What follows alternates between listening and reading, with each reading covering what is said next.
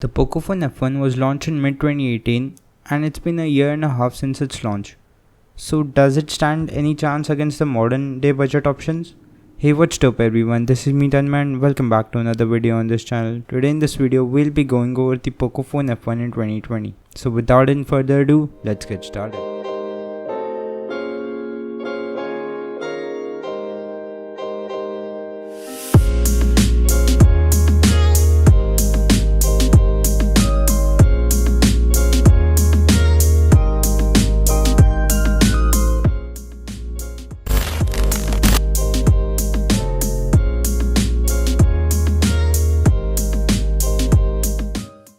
So let's kick things with the build quality itself. The Pocophone F1 is made out of plastic, whilst the rest of the budget options are made out of glass.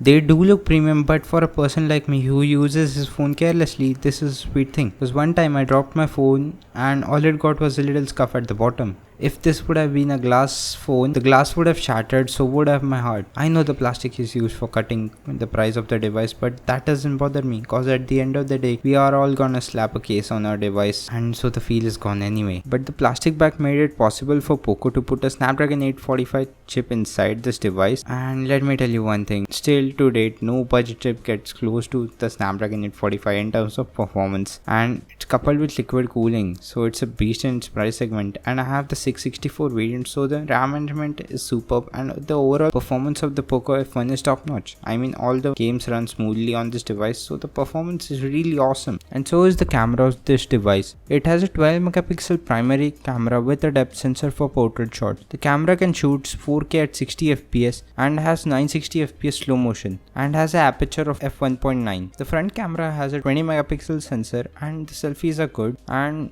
if you want to truly harness the potential of this camera, use a Gcam with it, because the stock camera app is not that good at processing images. Here is an example between Xiaomi's night mode and Google's night sight, and here are some sample shots.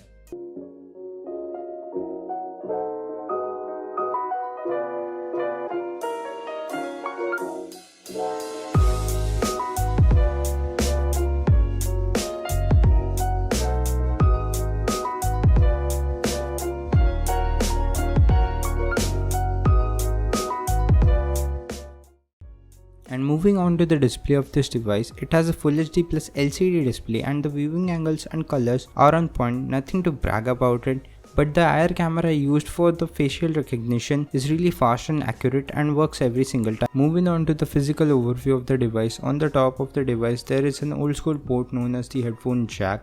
At the right side of the device we have the volume button and power button. At the bottom of the device there is a Type-C port and a speaker and a microphone. Talking about the speakers, this device has a stereo pair of speakers. The top earpiece acts as a second speaker, so the audio quality is really good. Moving on to the battery life of this device, it's a solid 8 for my usage, which includes Netflix, YouTube, PUBG and social media. It holds up really well. So for me, an ideal day, I have about 25 to 30% left at the end of the day, and I charge my device in the morning as it supports 18-watt fast charging, which brings it from 25% to 93 or 95% in like an hour, which is freaking awesome. And the software of this device is also really strong. It has the latest version of MIUI, which is 11.6 based on top of Android 10, and if you hate MIUI for some reason, the developer side is also really good. You can flash something like the Pixel Experience or Oxygen OS, which is really cool. So concluding this video, the Pocophone F1 is still a really good phone, but some factors like the dated design and plastic might not be appealing to all despite of its performance, but it's still a considerable option in the market. So yeah guys, basically that's it for today's video. If you like this video, then do give it a thumbs up, and a sub would be massively appreciated. Till then, talk to you guys in the next one. Peace.